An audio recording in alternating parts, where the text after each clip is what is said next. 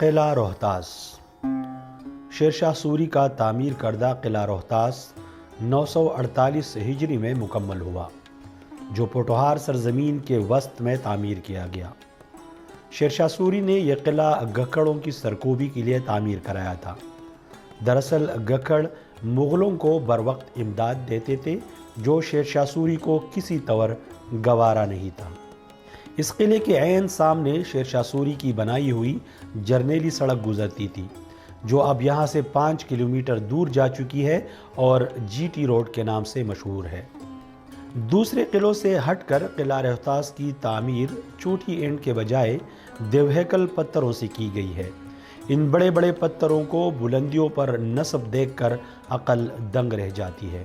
قلعہ اندرونی طور پر 2 حصوں میں تقسیم تھا، جس کے لیے 1750 فٹ طویل دیوار تعمیر کی گئی، جو قلعے کے دفاعی حصے کو عام حصے سے جدا کرتی تھی۔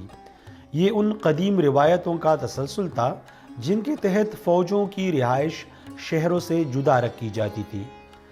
قلعے کے جنگی حصے کے وسط کا اندازہ اس امر سے لگایا جا سکتا ہے کہ عہد شیر شاہ میں توپ خانے کے علاوہ 40,000 پیدل اور 30,000 سوار فوج مع ساز و سامان یہاں قیام کرتی تھی۔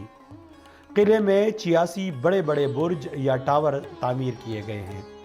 پانی کی فراہمی میں خود کفالت کے لیے 3 باولیاں یعنی سیڑھیوں والے کنویں بنائی گئی تھی۔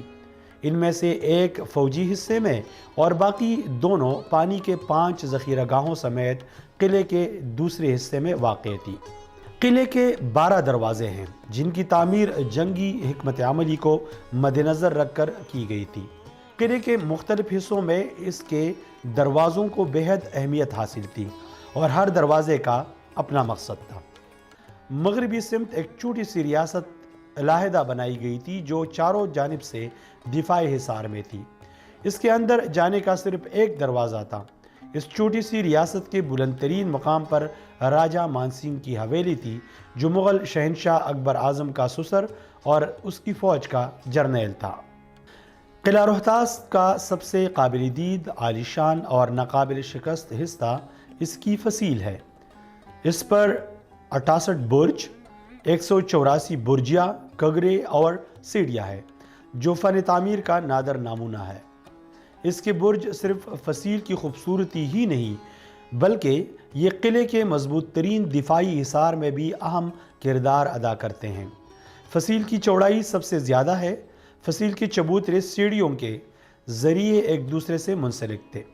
سب سے بلند ترین حصہ کنگروں کی صورت میں تعمیر کیا گیا۔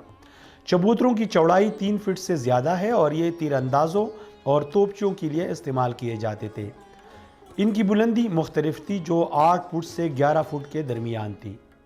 یہ کنگرے صرف شاہی فوجوں کو دشمن سے تحفظ ہی فراہم نہیں کرتے تھے، بلکہ ان سے دشمنوں پر پگھلا ہوا سیسا اور کھولتا ہوا پانی بھی انڈیلا جاتا تھا۔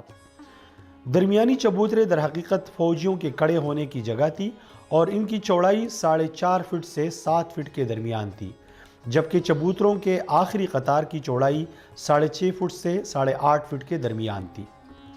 یہ بات حیرت انگیز ہے کہ اتنے بڑے قلعے میں محض چند رہائشی عمارتیں تعمیر کی گئی تھی۔ قلعے کے عمارتوں میں سے ایک عمارت کو شاہی مسجد کہا جاتا ہے اور چند باولیاں بھی بنائی گئی تھی۔ یہ قلعہ صرف دفاعی حکمت عملی کے تحت بنایا گیا تھا، اس لیے شیر شاہ سوری کے بعد بھی برسر اقتدار آنے والوں نے اپنے ٹھہرنے کے لیے یہاں کسی پرتعیش رہائش گاہ کا اہتمام نہیں کیا۔ حویلی مان سنگھ مغل شہنشاہ اکبر اعظم کے وفادار جرنیل راجہ مان سنگھ کے نام سے موسوم ہے، جس کا انتقال 1614 عیسوی میں ہوا۔ یہ محل قلعہ روہتاس کے سب سے بلند ترین چٹان پر تعمیر ہوا اور اس کا طرز تعمیر کافی حد تک عربی، ایرانی اور افغانی کے بجائے ہندوانہ تھا۔ یہ محل سفید رنگ کا تھا۔ اکبر اعظم نے اس گنبد نما محل کو مزید خوبصورتی بخشنے کے لیے اس کے ارد گرد مزید عمارات بھی تعمیر کرائی تھی۔ اس کی چھتوں، دروازوں اور جھروکوں وغیرہ میں آج تک نفیس نقش و نگار موجود ہے۔ رانی محل حویلی مان سنگھ سے 300 گز کے فاصلے پر شمال کی جانب موجود ہے۔ اس میں راجہ مان سنگھ کی بیوہ بہن شریمتی روپ کماری رہتی تھی۔ یہ محل چونکہ اپنا اصل رنگ و روپ کھو چکا ہے، اس لیے لوگ اب اسے کالا محل کہتے ہیں۔ اسے بھربھرے پتھر سے ایک مینار کی صورت میں بنایا گیا تھا جس کی بلندی 80 فٹ ہے۔ اس محل کی مغربی جانب ایک کھلا چبوترا ہے جو در حقیقت زیر زمین کمرے کی چھت ہے۔ محل میں پہرے داروں کے کمرے اور دونوں محلوں کو ملانے کے لیے راستہ بنایا گیا تھا۔ مقبرہ خیر النساء قلعے کی حدود سے باہر شمال کی جانب بنی ہوئی ایک چھوٹی سی عمارت ہے۔ یہ در حقیقت خیر النساء کا مقبرہ ہے جو شیر شاہ سوری کے وزیر خوراک کی بیٹی تھی۔ خیر النساء اپنے وقت کی شہرت یافتہ بہادر فوجی عورت تھی۔ اس نے شیر شاہ سوری کے ہمراہ چونسا اور قنوج کی لڑائیوں میں حصہ لیا تھا۔ قلعے کا پانسی گھاٹ سفید محل سے 200 فٹ کے فاصلے پر جنوب مغربی سمت میں نہایت بلندی پر ایک 4 منزلہ عمارت میں واقع ہے۔ اس عمارت کی چھت کی وسط میں 2.5 فٹ قطر کا ایک سوراخ ہے۔ اس کے ارد گرد بانسوں کو قائم رکھنے کے لیے انہیں باندھنے کی جگہ تھی۔ قلعہ روہتاس دیکھنے والوں کو ایک بے ترتیب سا تعمیری ڈھانچہ نظر آتا ہے، حالانکہ حقیقت یہ ہے کہ شیر شاہ سوری نے اسے تعمیر کرتے ہوئے نقش نگاری اور خوبصورتی کے تصور کو فراموش نہیں کیا تھا۔ قلعہ روہتاس کی تباہی کا آغاز اس دن ہوا جب ہمایون، جو شیر شاہ سوری سے شکست کھا کر ایران چلا گیا تھا، دوبارہ شہنشاہ ہندوستان بن کر اس قلعے میں داخل ہوا۔ وہ اس عظیم قلعے کو دیکھ کر دنگ رہ گیا، اور جب اسے معلوم ہوا کہ یہ قلعہ تو اس کے دشمن شیر شاہ سوری نے بنوایا تھا تو اس نے غصے کی حالت میں اسے مسمار کا حکم دیا۔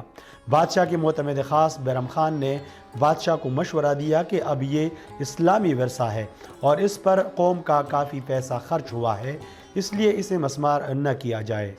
ہاں، اپنے حکم کی شان برقرار رکھنے کی خاطر اس کا کچھ حصہ گرا دیں۔ قلعے کی اصل تباہی سکھوں کے ہاتھوں ہوئی، جو شاہی عمارات کے اندر سے قیمتی پتھر اکاڑ کر ساتھ لے گئے۔ مہاراجہ رنجیت سنگھ بھی طویل عرصے یہاں مقیم رہا، تاہم قلعے کے بنیادی ڈھانچے اور عمارتوں کو اس نے کوئی نقصان نہیں پہنچایا۔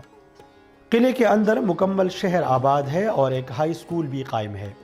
مقامی لوگوں نے قلعے کے پتھر اکاڑ کر مکان بنا لیے ہیں۔ قلعے کے اندر کی زمین کی فروخت منع ہے۔ اس وقت چند دروازوں، مغل شہنشاہ اکبر اعظم کے سسر راجہ مان سنگھ کے محل اور بڑے پانسی گھاٹ کے سوا قلعے کا بیشتر حصہ کھنڈر میں تبدیل ہو چکا ہے۔ شیر شاہ سوری کے بیٹے سلیم شاہ نے قلعے کے باہر کی آبادی کو قلعے کے اندر منتقل ہونے کی اجازت دی تھی۔ اس آبادی کی منتقلی کے بعد وہ بستی وجود میں آئی، اب اسے روہتاس گاؤں کہتے ہیں۔